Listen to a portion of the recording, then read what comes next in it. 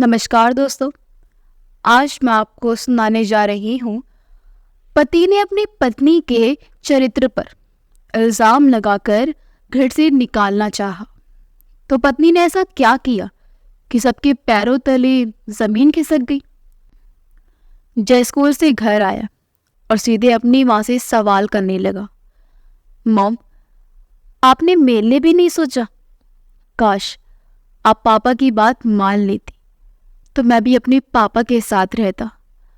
आप नहीं जानती कि मेरे दोस्त मेरा कितना मजाक बनाती थी कि मेरे पापा मुझे प्यार नहीं करते, इसलिए मुझे छोड़ दिया। सारे बच्चे छुट्टियों का इंतज़ार करते थे कि उनके पापा उन्हें घुमाने ले जाएंगे, पर मेरी छुट्टियाँ तो उदासी ही देती थी मुझे। आपने तो मुझे मेरे पापा, दादी, मामा मामी सबसे दूर रखा। क्यों मॉम, क्यों? आज मुझे मेरे सारे सवालों के जवाब चाहिए। रूही तो सन्न रह गई थी अपने 10 साल के बच्चे के सवाल सुनकर। तो भला क्या जवाब देती वो? बस यही पूछा, तुम ये सब किसने कहा बेटा? चलो पहले ड्रेस चेंज करके आओ, मैं खाना निकालती हूँ। नहीं, मुझे भूख नहीं है। मेरे पापा ने मुझे पिज्ज़ा खिलाया था, आप मुझे टालो मत। मुझे आज और अभी जवाब चाहिए। रूही की समझ में सारी बातें आ गई। सोचने लगी, तुम जीत गए मोहित, तुम जीत गए। मेरी इतने सालों की परवरिश और त्याग को तुमने क्षण भर में बर्बाद कर दिया। मॉम, आप चुप नहीं रह सकती। मैं जब आपसे कुछ पूछता हूँ आप इसी तरह चुप्पी साध लेती हैं। कुर्सी पर चुपचाप बैठी रूही को जय ने झकझोर कर कह रहा था। रूही की आंखों में आंसू आ गए। वो भरे हुए गले से बोली, तुम क्या चाहते हो? आज पापा मुझे स्कूल से छुट्टी लेकर घुमाने ले गए थे अपने घर। वहाँ मुझे बहुत अच्छा लगा। सुमन आंटी ने मुझे बहुत प्यार किया। दादी ने मुझे अपनी गोद में बिठाकर बहुत प्यार किया, जैसे मैं छोटा बच्चा हूँ। पापा ने बताया कि आपकी वजह से मैं अपने पापा से दूर हुआ। आपने पापा की बात नहीं मानी थी और तलाक ले लिया। पर पापा अब भी मुझसे बहुत प्यार करते हैं। मुझे सारी बातें जानी है मॉम। आपने क्यों नहीं मानी पापा की बात? माँ तो अपने बच्चों के लिए सब कुछ करती है, पर आपने तो मुझे सबसे दूर रखा। किसी का प्यार नहीं मिला मुझे मॉम। रूही सोच रही थी कि अभी 2 दिन पहले ही तो मोहित ने फोन किया था और दुहाई दी थी कि रूही, मैंने तुम्हारे साथ गलत किया। शायद इसलिए भगवान ने मुझे भी औलाद रखा है। बस कभी कभी अपने बच्चे को दूर से देखकर चला जाऊंगा। और तब रूही पिघल गई थी और बता दिया था जय के स्कूल का नाम और एड्रेस, और आज ही कैसे मिलकर मेरे खिलाफ कर दिया उसे। रूही सोच में डूबी थी। जय अभी भी कुछ कह रहा था, पर उसे कुछ सुनाई नहीं दे रहा था। तभी फोन की घंटी बजी और जय ने उठा लिया। हेलो पापा। रूही चौंक कर जय को देखने लगी। जय की आवाज में उसकी खुशी साफ झलक रही थी। हाँ पापा, अब आप कब मिलने आएंगे मुझसे? क्या कहा? आप कल आएंगे? सच्ची पापा? मैं इंतजार करूंगा। वैसे भी कल स्कूल में छुट्टी है। ओके बाय पापा। जब अपने पापा से बात करने के बाद सीधे अपने कमरे में चला गया। रूही ने कुछ सोचा और किचन में जाकर जय के लिए पास्ता बनाया और जय के पास कमरे में आई। जय बेटा, तुझे पास्ता बहुत पसंद है ना? चला, मैं तुझे अपने हाथ से खिलाती हूँ। आप रख दो, मैं खुद खा लूंगा, जय ने कहा। ऐसा लगा जैसे जय एक ही दिन में बहुत बड़ा हो गया था। कल तक तो ये कहते नहीं थकता था कि मम्मा आपके हाथ से खाना है, और आज रूही किचन में आ गई और काम निपटाकर मेरा खाए ही जय के पास जाकर लेट गई। जय पास्ता खाने के बाद सो गया था। रूही उसे प्यार से देखने लगी और सोचने लगी, ऐसा लगता है कि अभी कल की ही तो बात है, जय कितना प्यारा लग रहा था जन्म के समय। कितनी मुश्किल हुई थी जय के जन्म के समय। कोई परिवार वाले साथ नहीं थे, अकेली हॉस्पिटल आना पड़ा था।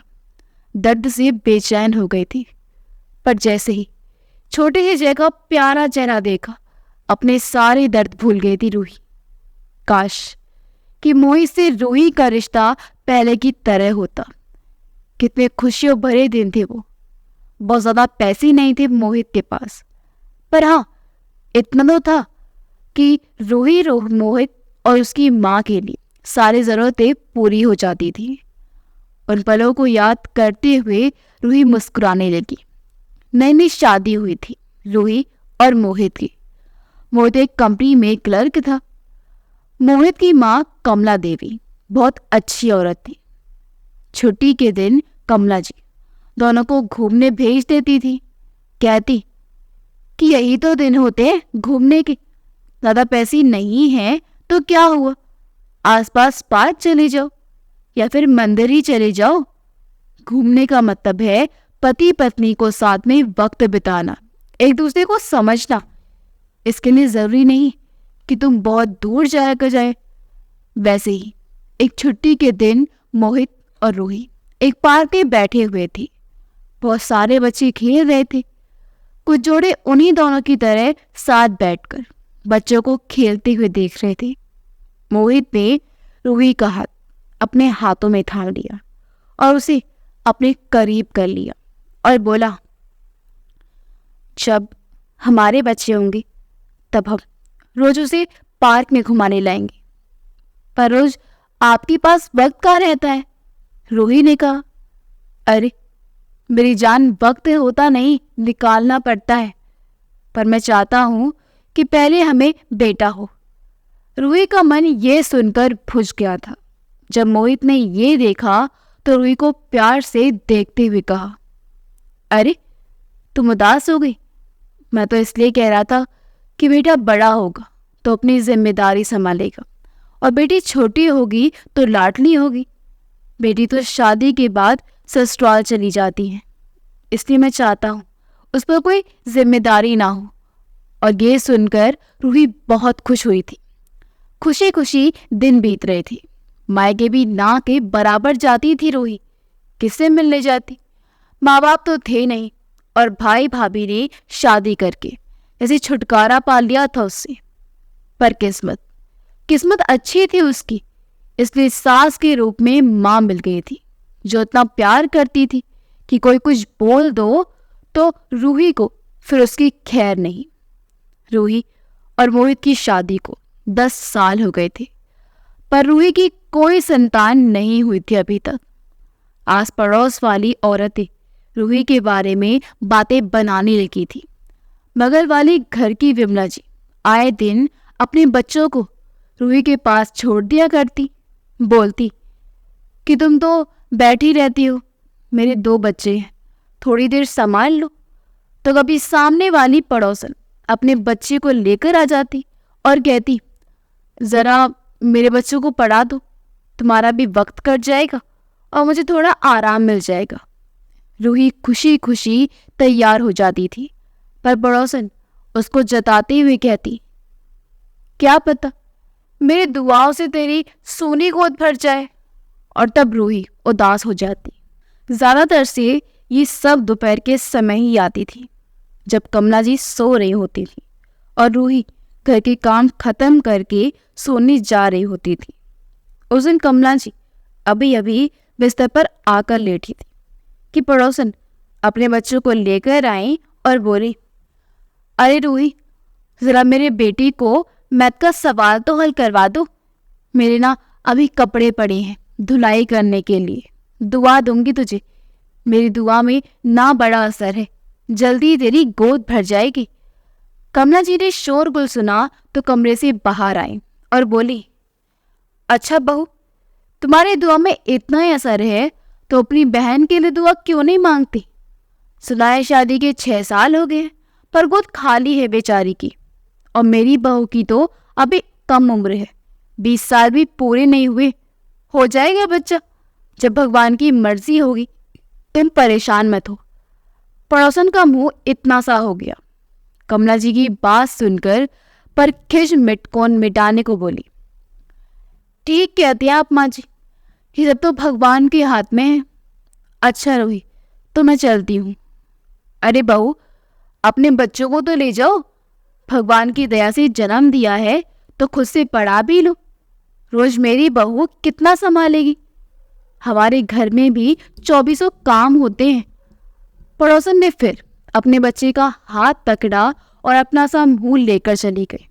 रोही थोड़ी उदास सी लग रही थी तो कमला जी ने उसे टोका, जा बेटा, जाकर थोड़ा आराम कर लो और इन लोगों को जवाब देना सीखो। तुम बहुत सीधी हो बेटा, लोग तुम्हारे सीधेपन का फायदा उठाते हैं।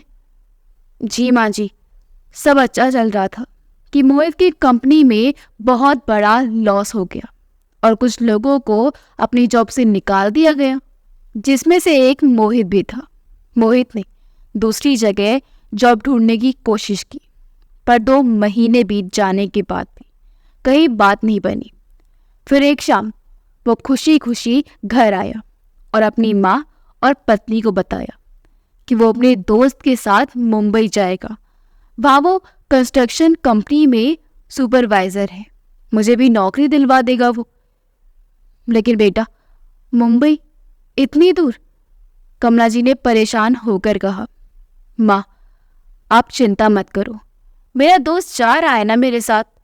आप तो बस मुझे आशीर्वाद दो, मेरा मुंबई जाने का सपना जो पूरा हो रहा है। रोही, मेरा बैग तैयार कर देना, कल शाम की ट्रेन से जाना है मुझे।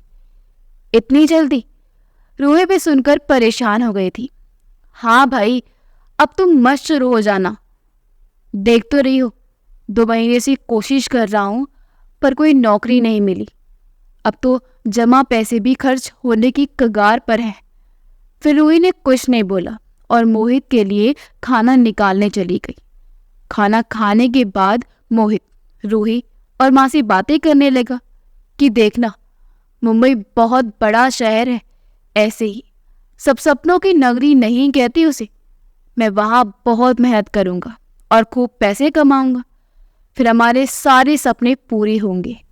और रूही सोच रही थी कि उसने तो कभी कोई सपना देखा ही नहीं, पर जब उसने मोहित की खुशी से दमकती आंखों को देखा तो मुस्कुरा दी। ट्रेन का टाइम हुआ तो मोहित स्टेशन के लिए निकल पड़ा।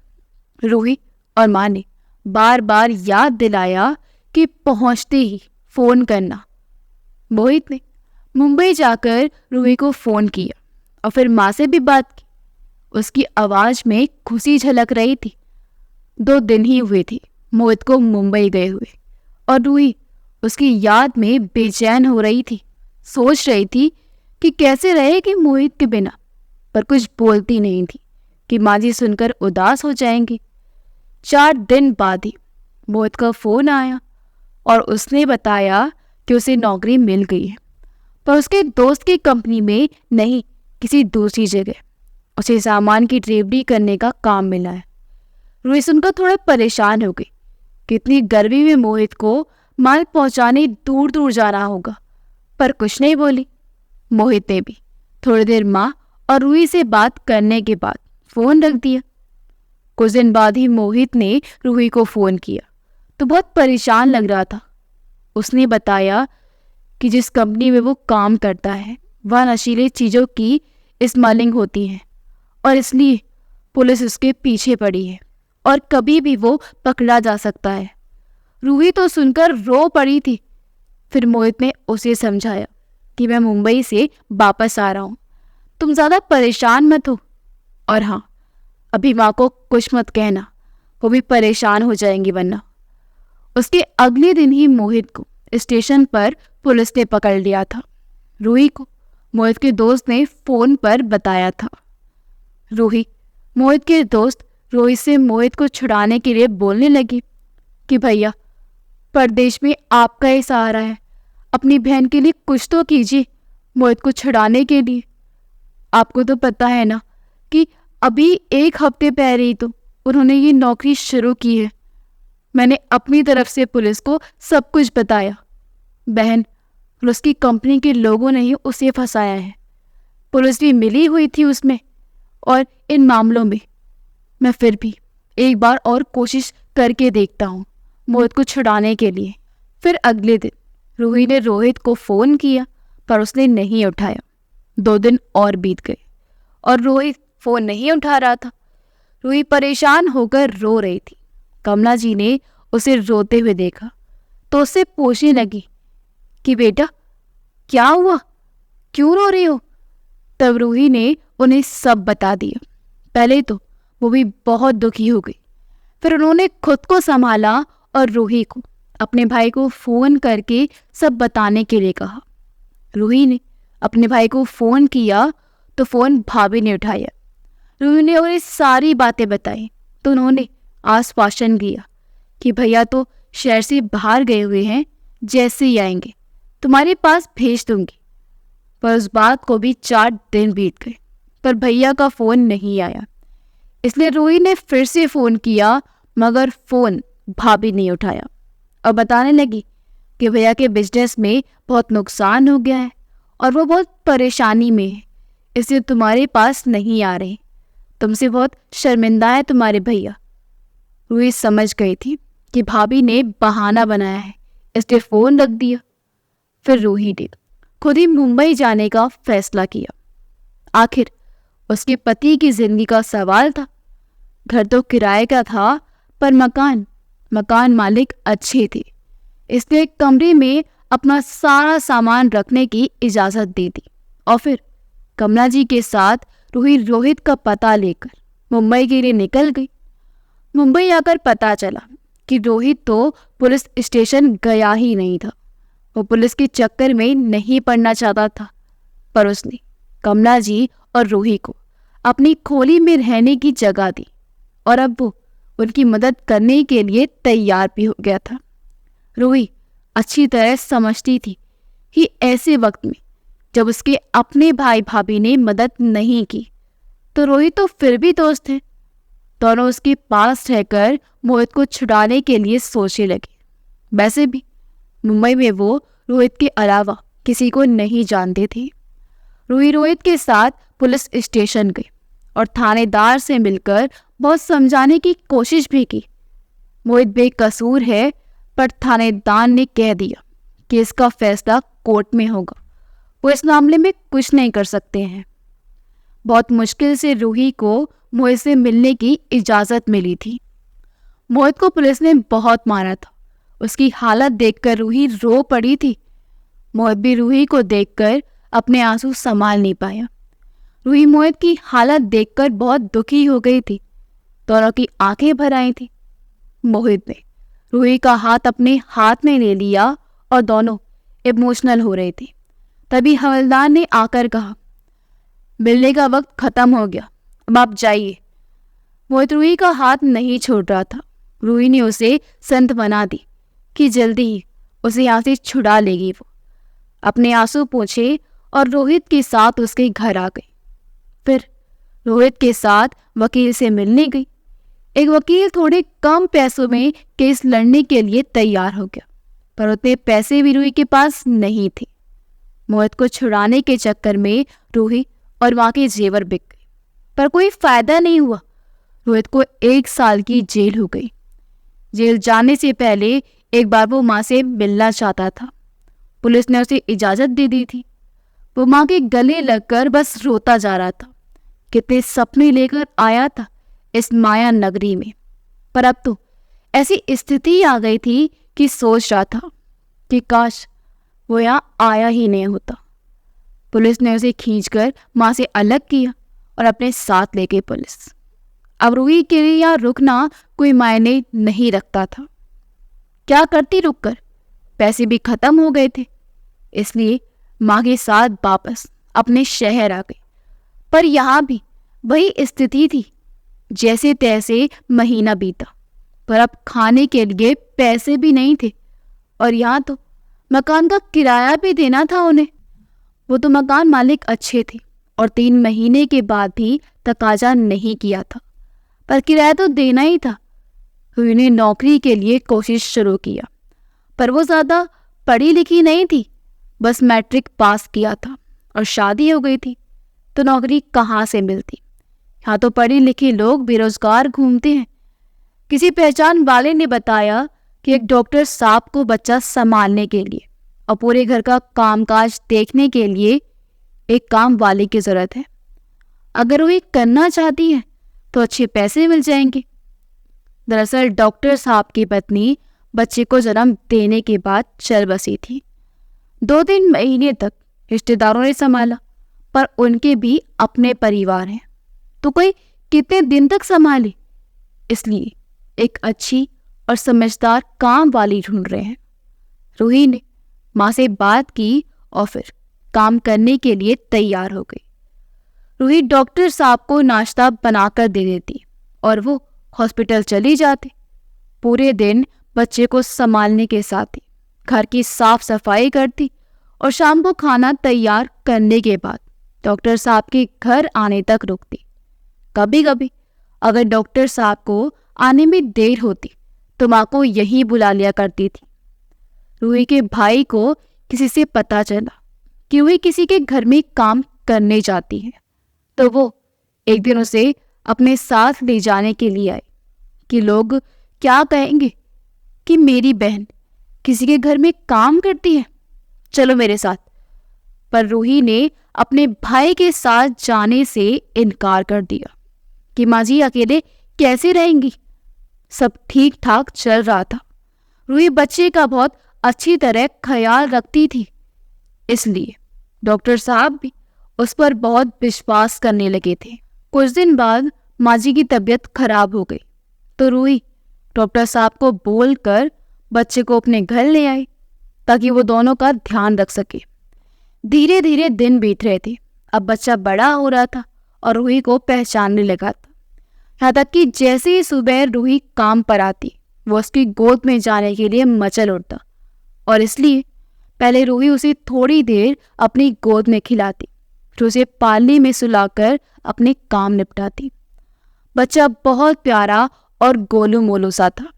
रूही उसे प्यार से गोलू बुलाती और फिर डॉक्टर साहब ने उसे इसी नाम से बुलाना शुरू कर दिया। कभी कभी वो भी सोचते कि रूही ने अगर काम छोड़ दिया या फिर उनका ट्रांसफ़र हो गया तो गोलू को संभालने में बहुत मुश्किल आएंगी। अब साल पूरा होने वाला था। दिन नज़दीक आ रहे थे मोहित के जेल से रिहा होने के, और रूही मोहित को अपने ख्यालों में महसूस करने लगी थी। पूरे दिन तो गोलू को संभालने और दोनों घर की देखभाल में बीत जाता था, पर रात में मोहित की यादें रूही को बेचैन कर दिया करती।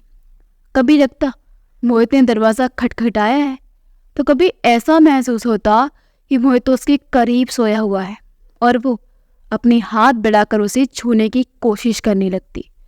फिर कभी कभी रूही अचानक डर जाती और अपने डर का कारण भी उसकी समझ में नहीं आता। गोलू भी अब बड़ा हो गया था और धीरे धीरे चलने की कोशिश करने लगा था, पर अभी वो कुछ बोलता नहीं था, इसलिए रूही उसे हमेशा पापा बोलना सिखाया करती थी, पर वो बस आ के अलावा कुछ नहीं बोलता था। डॉक्टर साहब उसे बोलते भी थे कि लगता है कि देर में बोलना शुरू करेगा। आज मोहित की रिहाई का दिन था और वो रोहित के साथ ट्रेन से घर आ रहा था। रोहित की मोहित से फोन पर बात हुई थी थोड़ी देर, फिर वो माँ से बात करने लगा था। रूही आज डॉक्टर साहब से बोलकर जल्दी घर आ गई थी और मोहित की पसंद का खाना तैयार करने में लगी हुई थी। कमला जी ने रूही को बिना बताए डॉक्टर साहब को बुला दिया था कि रूही अब काम पर नहीं आएगी, इसलिए आप किसी और को रख लीजिए। इसलिए उन्होंने एक लड़की को पहले से काम करने के लिए देख रखा था। रात 9 बजे मोहित घर आया। कमला जी ने उसे अपने गले लगा लिया। थोड़ी देर तक मोहित अपनी माँ की गोद में सिर रखकर लेटा रहा, फिर फ्रेश होकर आया। तब तक रूही ने खाना लगा दिया था। कमला जी ने उसे अपने हाथों से खिलाया और फिर उसके बालों में तेल लगाने लगी। रूही कमरे में बैठकर मोहित का इंतजार कर रही थी, अपनी शादी की तस्वीरें देख रही थी। मोहित ने अचानक से आकर पीछे से रूही को गले लगा दिया और उसकी गर्दन पर अपने होठ रख दिए। रूही ने शर्माकर पलकें झुका ली। नाराज हो गया रूही। वो क्यों? धीरे से कहा रूही ने। मैं बहुत देर तक माँ के पास बैठा था, इसलिए। छी, आप मेरे बारे में ऐसा सोचते हैं? नहीं, मैं तो बस तुम्हारी सवाल करती हुई आवाज सुनना चाहता था। मोहित ने रूही को अपनी ओर घुमाते हुए कहा। जानते हो रूही, ये 1 साल तुम्हारी बातों, तुम्हारी हंसी और तुम्हारी यादों के कारण काट पाया हूं मैं, वरना मैं तो पागल हो जाता। रूही ने अपना हाथ मोहित के होठों पर रख दिया। ऐसा नहीं बोलती थी। मोहित ने रूही के हाथ अपने होठों से चूम लिया और उसे प्यार से अपनी बाहों में भर लिया। सुबह 8 बजे तक रूही सो रही थी, मोहित की बाहों में। बहुत दिन बाद सुकून से जो सोई थी, अचानक उसे ख्याल आया कि गोलू उसे ढूंढ रहा है और उसकी नींद खुल गई। रूही उठने लगी तो पाया कि वो मोहित की बाहों में है। उसने मोहित की बाहों से निकलने की कोशिश की तो उसकी नींद खुल गई और मोहित ने उसे फिर से अपने करीब कर लिया। रूही ने बहाना बनाया कि बस 5 मिनट में आती हूँ, तब मोहित ने उसे छोड़ा। रूही कमला जी के पास आई और अपनी परेशानी बताई कि वो कैसे काम पर जाए। तो कमला जी ने उसे समझाया कि मैंने डॉक्टर साहब से बोलकर तुम्हें छुट्टी दिलवा दिया है और तुम मोहित से अपने काम करने की बात मत बताना। रूही कमला जी से बात करने के बाद मोहित के पास आ गई। मोहित ने 10 बजे तक उसे उठने नहीं दिया। जब रूही नाश्ता बना रही थी तब उसे कमला जी ने कहा कि अब तुझे नौकरी पर जाने की जरूरत नहीं है। मैंने डॉक्टर साहब को बोल दिया था, इसलिए उन्होंने किसी और को काम पर रख लिया है और अभी कुछ दिन मोहित को अपने काम करने के बारे में मत बताना। तुम थोड़े दिन बाद आराम से बता देंगे हम। रूही ये सुनकर निश्चित हो गई कि गोलू को संभालने के लिए कोई है, पर उसे गोलू की याद भी आ रही थी और वो खीर में चम्मच से चलाते हुए मुस्कुरा रही थी कि मोहित ने उसे आवाज दी और फिर वो अपनी सोच से बाहर निकल आई। मोहित आजकल रूही को दीवानों की तरह प्यार करने लगा। जहां भी रूही को अकेला देखता तो उसके करीब आ जाता। अभी भी रूही अपने कमरे में चादर ठीक कर रही थी कि मोहित ने दरवाजा बंद कर दिया और उसके पास आया। रूही शर्मा गई थी। इस तरह दिन को दरवाजा बंद करके अच्छा नहीं लगता मोहित।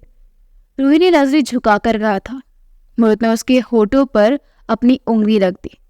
मोहित को आए हुए 1 हफ्ता हो गया था और वो कहीं बाहर नहीं गया था। आज उससे मिलने रोहित घर आया था। माँ भी दोनों के साथ बैठी थी और रूही सबके लिए चाय नाश्ता लेकर आई। रोहित बता रहा था कि अब मैं वापस मुंबई नहीं जाऊंगा।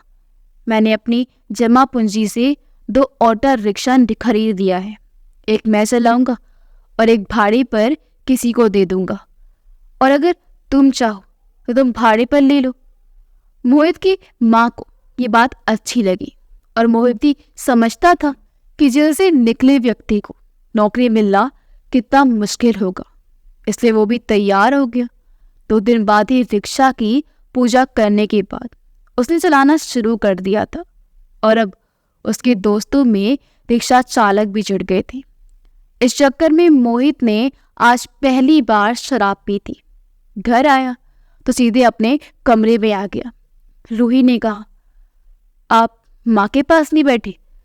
तो उसने उसे अपनी बाहों में भर लिया और तब शराब की गंध रूही को विचलित कर गई।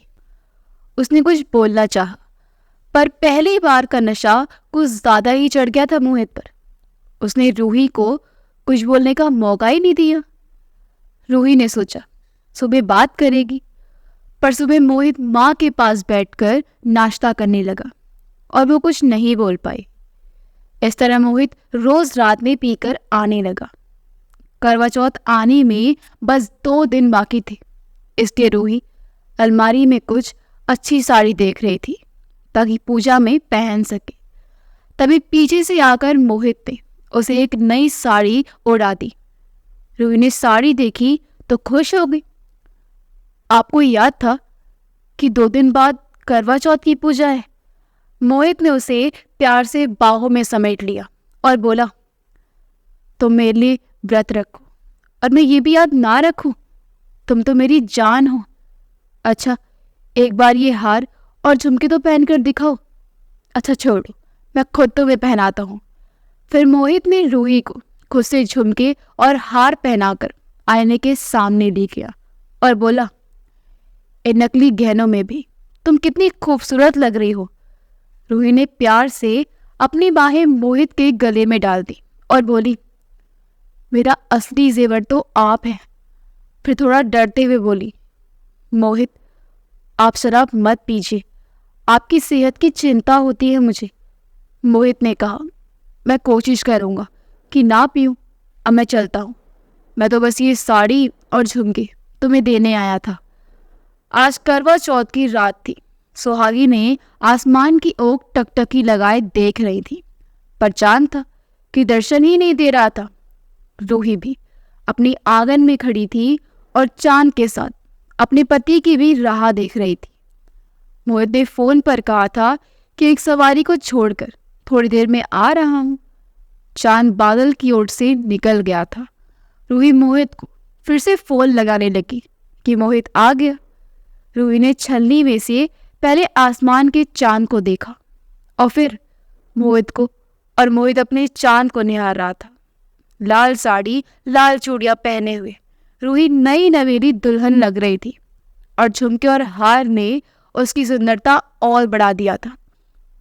मोहित ने उसे पानी पिलाने के लिए अपना हाथ बढ़ाया, पर अचानक रूही को चक्कर आ गया और वो मोहित की बाहों में गिरकर बेहोश हो गई। मोहित घबरा गया। उसने जल्दी से रूही के चेहरे पर पानी के छींटे मारे और उसके होठों से पानी का ग्लास लगा दिया। पानी रूही के हलक में गया तो उसे होश आ गया और तब जाकर मोहित की जान में जान आई। मोहित ने अपने हाथों से रूही को खाना खिलाया और कहा कि अब तुम कोई व्रत नहीं रखोगी। रूही ने कुछ कहना चाहा, पर फिर मोहित का परेशान चेहरा देखकर चुप हो गई। रात भर मोहित ने रूही को आराम से सोने दिया, पर सुबह नाश्ता बनाने वक्त रूही को फिर से चक्कर आ गया और वो किचन में गिरकर बेहोश हो गई। उसने गिरने की आवाज से मोहित दौड़कर आया। कमला जी भी रूही की हालत देखकर परेशान सी हो गई थी। मोहित ने रूही को अपनी गोद में उठाया और ऑटो से हॉस्पिटल ले गया। डॉक्टर ने उसे चेक किया और मोहित को खुशखबरी सुनाई, आप पापा बनने वाले हैं। मोहित सुनकर बहुत खुश हुआ। अगर वो हॉस्पिटल में ना होकर घर में होता तो नाचने लगता। डॉक्टर ने कुछ जरूरी दवाइयां लिखकर दी और कहा, इसे ले आइए। रूही एक चेयर पर बैठी थी। इसी हॉस्पिटल में डॉक्टर सुमित भी काम करते थे। आज उनके बेटे को इंजेक्शन लगाने का दिन था, इसलिए गोलू की केयर टेकर राधा गोलू को हॉस्पिटल लेकर आई थी। गोलू को इंजेक्शन लगा दिया गया था और वो बहुत रो रहा था, इसलिए राधा गोलू को गोद में लेकर कॉरिडोर में टहल रही थी कि गोलू की नज़र कुर्सी पर बैठी रूही पर गई और वो राधा की गोद में रोने लगा और अपनी तोतली जुबान में बोला, माँ माँ। रूही ने नजरें उठाई और गोलू को देखकर खुद को उसके पास जाने से नहीं रोक पाई। गोलू राधा की गोद से उतर गया और अपने छोटे छोटे कदम रखते हुए रूही के पास आ रहा था। रूही जल्दी से उठकर उसके पास आ गई और अपनी गोद में ले लिया। गोलू रूही के चेहरे को अपनी छोटी छोटी उंगलियों से छू रहा था और माँ माँ भी बोल रहा था। रूही ने प्यार से उसके दोनों गाल चूम लिए तो वो खिलखिलाकर हंसने लगा। मोहित दवाई लेकर आ रहा था। उसने रूही की गोद में एक बच्चे को देखा तो पूछा, किसका बच्चा है ये और तुम्हें माँ क्यों कह रहा है ये? रूही ने गोलू को राधा की गोद में दे दिया और उसे बाहर घुमाने का इशारा किया तो वो चली गई। फिर मोहित से बोली, चलिए ना घर, रास्ते में बताती हूँ। रूही ने ऑटो में बैठने के बाद मोहित को अपनी नौकरी कराने के बारे में बताया। मोहित ने उससे मुझसे कुछ नहीं बोला और रूही को घर छोड़कर अपने काम पर चला गया। उस रात मोहित को देर रात को घर आया। उसने शराब पी रखी थी और बाकी नजरों से बचते हुए अपने कमरे में आ गया। रूही तब तक सो गई थी। मोहित ने रूही को बहुत जोर से डांट कर उठाया। रूही ने घबराते हुए आंखें खोली तो मोहित का गुस्से से लाल चेहरा देखकर डर गई और बिस्तर से उतर गई। मोहित ने उसका हाथ पकड़कर कमरे से बाहर निकाल दिया। रूही ने मोहित के पैर पकड़ लिए कि कुछ तो बोलिए, ऐसा क्यों कर रहे हैं आप? मुझसे क्या गलती होगी मोहित? पर मोहित ने रूही को अपने पांव से ठोकर मारकर दरवाजा बंद कर दिया। पूरी रात ठंड में ठिठुरते हुए रूही दरवाजे पर बैठी रही। सुबह कमला जी ने उसे उठाया कि यहाँ क्यों सो रही हो, और हाथ पकड़ उठाया तो रूही को बहुत तेज बुखार। उन्होंने मोहित को दरवाजा खटखटा कर उठाया तो उसने दरवाजा खोला। कमला जी ने उसे डांट कर कहा कि रात भर बहू ठंड में बाहर सोती रही, देखो देखो उसे कितना तेज बुखार है, जाकर डॉक्टर को दिखा दो। मोहित ने कमला जी की बात को अनसुना करते हुए कहा, मुझे इससे कोई मतलब नहीं है, इसने मुझे धोखा दिया है। पागल हो गया है क्या? तो कुछ भी बोल रहे। आप इस मामले में कुछ मत बोलिए। मैं इससे इतना प्यार करता था और इसने मेरे पीछे किसी और के साथ। छी, मुझे तो बोलने में भी शर्म आती है। इसके भाई ने भी बताया था मुझे, इसे अपने साथ ले जाने आए थे, पर यह उनके साथ नहीं गई। आखिर जाती भी क्यों? उस डॉक्टर से दिल जो लगा था। पता नहीं ये बच्चा मेरा है या उस डॉक्टर का। अपने मन की भड़ास निकालने के बाद मोहित घर से बाहर निकल गया और कमला जी अपना सिर पकड़कर वहीं बैठ गई थी। रूही को यह सब सुनने के बाद भी अपने कानों पर यकीन नहीं हो रहा था। वो कमला जी की गले लगकर रो पड़ी। आप तो सब कुछ जानती है ना माँ, मैंने कुछ गलत नहीं किया। कमला जी ने उसे चुप कराया और समझाने लगी कि ज्यादा परेशान मत हो बेटा, अभी वो बहुत गुस्से में है। जब उसका गुस्सा उतरेगा तो खुद तुमसे बात करेगा, मैं समझाऊंगी उसे। कमला जी ने रूही के लिए काढ़ा बनाया और उसे जबरदस्ती पिलाया। अपने लिए नहीं तो अपने बच्चे के लिए खुद को संभालो। फिर चाय के साथ रोटी खिलाई और सोने के लिए कहा। रूही अपने कमरे में नहीं जाना चाहती थी, इसलिए कमला जी ने उसे अपने कमरे में सुलाया। पूरा दिन मोहित घर नहीं आया और जब शाम को वापस आया तो शराब की नशे में चूर होकर। आज पहली बार कमला जी ने उसे नशे में चूर देखा था, क्योंकि रोज तो वो उनके सामने नहीं आता था पीने के बाद। कमला जी को बहुत गुस्सा आया और वो समझ गई कि किसी ने उसे भड़का दिया है रूही के खिलाफ। मगर नशे में उसे क्या समझाती, सोचा सुबह बात करेंगे। सुबह रूही किचन में नाश्ता बना रही थी और मोहित पानी लेने किचन में आया और चुपचाप लेकर चला गया। रूही ने सोचा कि लगता है मोहित का मन अब शांत हो गया है, इसलिए वो आराम से नाश्ता बनाने लगी। और जब मोहित तैयार होकर बैठा था तो नाश्ता लेकर उसके पास गई। मोहित उसे इग्नोर करके बाहर निकलने लगा तो रूही ने उसकी भा पकड़ ली। मैंने कुछ गलत नहीं किया, कि आपको मुझ पर थोड़ा सा भी विश्वास नहीं है? आप माँ से पूछ लीजिए, वो सब जानती हैं। बोलते हुए रूही की आंखें भर आई। एक औरत जो अपने पति को अपना तन मन सौंप कर दिन रात बस उसके ख्याल में रहती है, उसका पति उस पर इतना बड़ी तोहमत लगाए तो उसका हृदय छलनी हो जाता है। पर फिर भी अपने प्यार के लिए, परिवार के लिए और विशेषकर अपने होने वाले बच्चे के लिए खुद का आत्मसम्मान भूलकर पति को मनाने की कोशिश करती है। पर कुछ लोग प्रेम की भाषा समझना ही नहीं चाहते, खासकर शक से भरी मानसिकता से हम किसी समझदारी की उम्मीद नहीं कर सकते।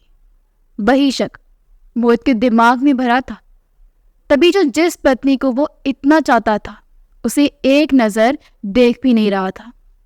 रूही ने फिर कहा, अच्छा चलिए नाश्ता कर लीजिए, आपने रात में भी कुछ नहीं खाया, और एक कौर हाथ में लेकर उसे खिलाने लगी।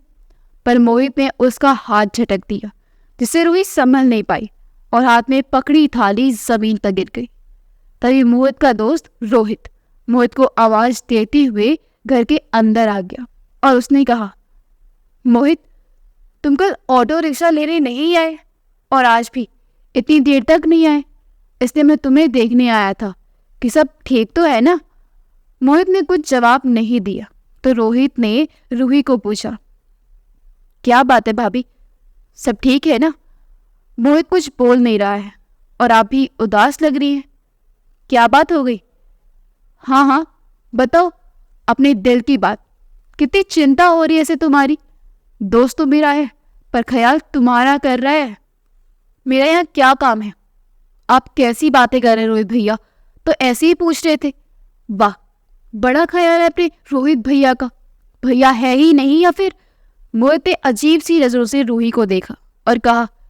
रोहित तो मोहित की बात सुनकर अवाक रह गया था, बस इतना ही बोल पाया, तुम कैसी बातें कर रहे हो? मैं तो सपने में भी भाभी के बारे में गलत नहीं सोचा। कमला जी भी शोर सुनकर अपने कमरे से बाहर आ गए और उन्होंने रोहित के सामने अपने हाथ जोड़ लिए और बोली, तो अभी चला जा बेटा, अभी अपने होश में नहीं है। इसे खुद को नहीं पता कि ये क्या कर रहा है। बस इतना सुनना था कि मोहित को बहुत गुस्सा आ गया। वो चिल्लाते हुए कहने लगा, हाँ मैं पागल हो गया हूँ, पर इतना भी पागल नहीं हुआ कि जानते बूझते आंखों देखी मक्खी निकाल लूं। पता नहीं मेरे पीठ पीछे क्या क्या गुल खिलाए हैं इसने, जो सब इसकी तरफदारी करने में लगे हुए हैं। पर मैं इस औरत के झांसे में नहीं आने वाला हूँ। पता नहीं किसका पाप अपने पेट में पाल रही है। सुबह सुबह इतनी तेज आवाज सुनकर आस पड़ोस के लोग घर के पास जमा हो गए। पराई आग को भड़कती देखने में लोगों को मजा तो मिलता ही है। लोग आपस में बातें करने लगे। ज्यादातर लोग मोहित की बात को सही मान रहे थे कि बात तो सही है। रूही बहुत बार डॉक्टर साहब के घर पर रात में भी रुकी थी, तभी तो इसके घर पर ताला लगा हुआ रहता था। एक औरत तो बाकायदा आंखों देखा हाल बताने लगी कि मैंने देखा था रूही बहुत रात को घर वापस आती थी। कमला जी किस किस का मुंह बंद करवाती, अपने बेटी को ही बोल रही थी, बेटा तू लोगों की बातों पर ध्यान मत दे। पर मोहित कहाँ उनकी बातें सुनने वाला था। डॉक्टर सुमित भी हॉस्पिटल जाने के लिए बाइक से निकले थे और भीड़ देखकर किसी से पूछा तो पता चला रूही के घर में उन्हीं की वजह से झगड़ा हो रहा है। तो वो मोहित को समझाने के लिए आ गए और बोले, इस तरह बेकार में दोष देना सही नहीं है मोहित। तुम्हारी पत्नी ने मेरे बच्चे को बहुत प्यार से संभाला है। मैं नहीं चाहता कि उसका घर बर्बाद हो। तुम अपने बच्ची का डीएनए टेस्ट करवा सकते हो। पर मोहित इस बात पर भी भड़क गया कि उसने, आप तो डॉक्टर हैं, आप अपने मुताबिक रिपोर्ट बना देंगे। मुझे अब रूही के साथ रहना ही नहीं है, तलाक लेना चाहता हूँ मैं उससे। रूही ने सुना तो अपने आंसू पोंछ लिए। अब वो और रोकर खुद को कमजोर नहीं दिखाना चाहती थी। उसने मोहित की आंखों में देखते हुए कहा, तुम्हें मुझसे तलाक चाहिए ना? ठीक है, जब तुम्हें मुझ पर भरोसा ही नहीं है तो मैं अब कोई सफाई नहीं दूंगी। कमला जी ने रूही को चुप रहने के लिए कहा कि बेटा तुम तो समझो, इतना बड़ा फैसला जल्दबाजी में नहीं लिया जाता। तुम अपने भाई को फोन करके बुलाओ। रूही ने कमला जी की बात मानकर अपने भाई को फोन किया और फोन कमला जी को दे दिया। कमला जी ने फोन पर सब बातें बताई और उन्हें आने के लिए कहा, पर उन्होंने कहा कि मैं तो पहले ही आया था रूही को अपने साथ ले जाने के लिए, पर उसने मेरे साथ आने से मना कर दिया, इसलिए मुझे अब कोई मतलब नहीं है उससे। आप लोग इन बातों में मुझे मत कहिए। और फोन रख दिया। रूही ने भी सब सुन लिया था। वो बिना कुछ कहे कमला जी के कमरे में चली गई। फिर सब लोग एक एक करके फांसी चली गई।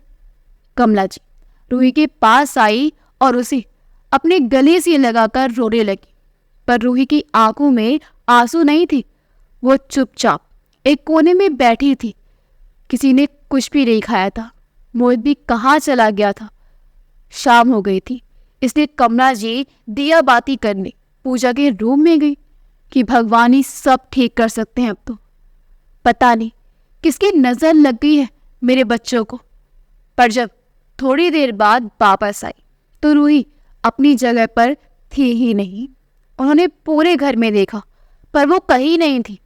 रूही यूं ही चली जा रही थी बस बेमकसद, उसे कोई होश नहीं था। फिर सुबह से कुछ खाया भी नहीं था। उसने सामने से एक कार आ रही थी, उससे बचने के चक्कर में जल्दी से सड़क पार करते हुए खंभे से टकरा गई और गिरकर बेहोश हो गई। कार वाले ने ये देखा तो उसे हॉस्पिटल लेकर आ गया। संयोग से डॉक्टर सुमित ने ही उसका इलाज किया। जब रूही को होश आया तो उसने डॉक्टर सुमित से कोई काम दिलाने के लिए कहा। उन्होंने उसे नर्स की ट्रेनिंग के लिए पटना भेजने की व्यवस्था कर दी, क्योंकि वो भी वही जाने वाला था। उनका परिवार पटना में ही था। रूही ने जल्दी ही अपनी ट्रेनिंग पूरी कर ली और नर्स बन गई। रूही ने खुद को डॉक्टर सुमित के परिवार से भी दूर ही रखा था, बस पूरी लगन से मरीजों की सेवा करती। 9 महीने पूरे हो गए थे और रूही ने एक स्वस्थ बच्चे को जन्म दिया था। बच्चे का प्यारा सा मुंह देखकर वो अपनी सारी तकलीफ भूल गई थी। बच्चे का नाम जय रखा था। जय भी 6 महीने का ही हुआ था कि मोहित एक दिन रूही के घर पर मिलने आया था। बड़ा मायूस लग रहा था। रूही ने पूछा, अब आप क्यों आए हैं? आप उसे नहीं देखना चाहते थे तो मैं इतनी दूर आ गई। मोहित ने रूही के सामने हाथ जोड़ लिए कि मुझे माफ़ कर दो। तुम्हारे जाने के बाद माँ ने मुझे बहुत डांटा और समझाया कि तुम उनकी वजह से अपने भाई के साथ नहीं गई थी, तो मुझे बहुत पछतावा हुआ। मैंने तुम्हें कहाँ कहाँ नहीं ढूंढा रूही। बहुत मुश्किल से पता चला कि डॉक्टर साहब ने तुम्हारी मदद की है। तब हॉस्पिटल से उनका एड्रेस लेकर तुम तक पहुँच पाया हूँ रूही। रूही ने जय के भविष्य के लिए अपने मन को मना लिया और मोहित उस दिन रूही के पास रुक गया। रूही जय को सुला रही थी तब मोहित उसके पास आया। रूही, मैं चाहता हूँ कि हम दोनों फिर से पहले जैसे साथ रहें, इसलिए अपने मन में कोई शक नहीं रखना चाहता। बस एक बार बच्चे के सिर पर हाथ रखकर कह दो कि डॉक्टर सुमित के साथ तुम्हारा कोई रिश्ता नहीं है। रूही ने सुना तो अपने क्रोध पर नियंत्रण ना रख सकी। उसने मोहित को धक्का देकर अपने घर से बाहर निकाल दिया और बोली, मुझे कोई सफाई नहीं देनी, और दरवाज़ा बंद कर दिया। तभी रूही को जैसे होश आया, जैसे हिलाकर कह रहा था कि मम्मी फ़ोन बज रहा है। रूही ने फ़ोन उठाया। दूसरी ओर मोहित था जो कह रहा था कि सुबह आ रहा है जय को लेने। रूही ने हाँ कहकर फ़ोन काट दिया और जय को निहारने लगी। हूबहू मोहित के बचपन की तस्वीर था जय। जय अब बार बार मोहित के साथ जाने लगा था। 1-2 बार सुमन भी साथ आई थी। अच्छी लगी सुमन। सुमन जय को प्यार करती थी। शायद माँ ना बन पाना वजह हो, पर जय बहुत खुश रहता था मोहित और सुमन के साथ। मोहित ने भी कपड़े की दुकान खोल ली थी, शायद दहेज के पैसे से, और अपना घर भी बना लिया था। रूही ने अपनी जॉब दूसरे शहर में ट्रांसफर करवा ली और जय मोहित को सौंप दिया गया। जानती थी लोग कहेंगे अपने बच्चे से प्यार नहीं था, पर रूही जय के लिए उससे दूर हो गई। जय का भविष्य मोहित के साथ रहने से ज़्यादा उज्जवल होगा। वो नहीं चाहती थी कि जय उसके पास रहकर ये सोचे कि उसकी माँ ने उसका भविष्य बर्बाद कर दिया। अगर आपको हमारी कहानी अच्छी लगी हो तो मैं वीडियो लाइक करें, शेयर करें और हमारे चैनल योगी वर्स को सब्सक्राइब कर दें। मेरे अगली वीडियो में आपका बहुत बहुत धन्यवाद।